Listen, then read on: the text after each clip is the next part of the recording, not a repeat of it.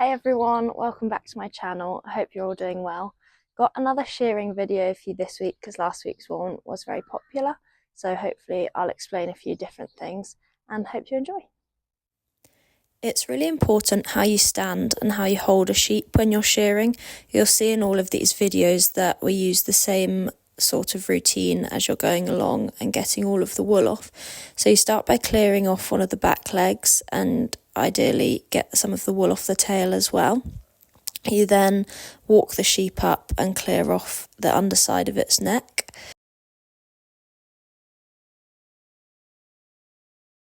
As you come around the neck, you sort of drag the sheep round with your feet and you clear off the shoulder, and then eventually you get the sheep lying down on its side and you start long blows along the side of the sheep. It's really important where you have your feet and your legs during all the blows, but especially here when you've got the sheep laying down on its side. So long as your foot is underneath that shoulder that's on the floor, the sheep feels like it's supported and won't try and struggle and get away. As soon as your foot moves from being underneath that shoulder, the sheep feel like they've got their body weight against the ground and wriggle and try and get up. Once you've cleared off that side with the long blows, you pick the sheep back up and start clearing off the other shoulder. You sort of continue to go around the sheep whilst you clear this shoulder, and then as soon as that shoulder and elbow is cleared off, you start going down again. We go down the sheep rather than around because you're less likely to catch wrinkles in the skin, which could lead to causing cuts on the sheep.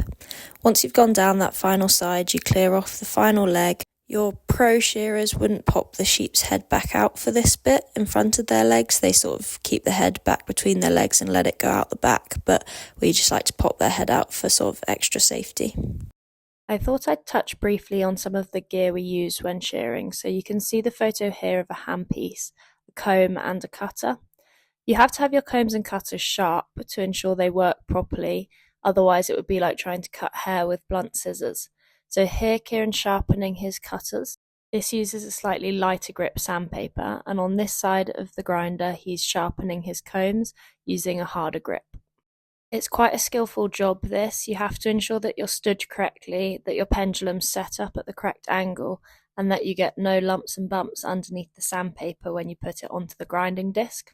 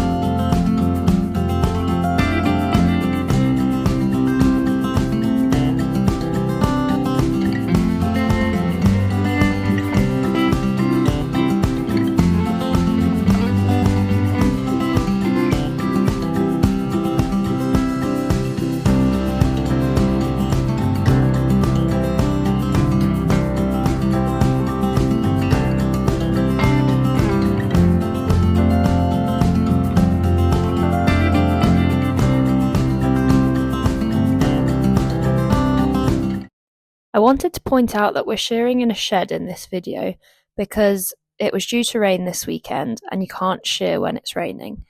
That's because the shearers can get wool boils on their legs if you're stood holding wet sheep all day. Wet wool will also just eat through your gear and not do it any good, and it makes the boards that we're stood on extremely slippy. While we're on the topic of wool, I thought it would be interesting to touch on some of the economic aspects behind shearing. You can see in the background here there's a number of wool bags which get filled up as we're going along. You have some rouseabouts who roll up the wool and put them in these bags, which then get sent off to different wool boards and get sold. In the Midlands where we're based, shearers are tending to charge between £1.80 to £1.90 a head at the moment. That price has risen gradually over the years, as everything does, and the reason behind that is due to a lack of younger shearers coming into the industry, which you can't blame them for. You can see that this is clearly back-breaking work, and it doesn't pay overly well. I feel there's a slight misconception in the general public thinking that farmers make money off selling their wool.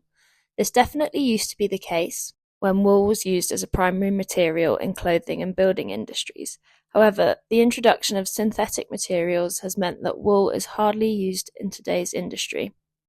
At the moment, wool is worth around 20 pence per kilo. The bags that we fill up on a day's shearing tend to weigh around about 50 kilos, which equates to £10 a bag. And we got 5 bags out of these 160 sheep, roughly. My maths certainly isn't the best, but if we add that up, this farmer would have got about £50 for his wool this day out of his 160 sheep, and that certainly would not cover the costs of the shearing. That's not to say the shearers are charging too highly. They could definitely be earning more if they were sat on a tractor, or quite frankly, working in McDonald's serving food all day. That's quite a scary fact when you think about how backbreaking this work really is and how much goes into it. If you take anything away from this video, I hope that it's to back British farming and buy British wool products where you can. It really does make a difference.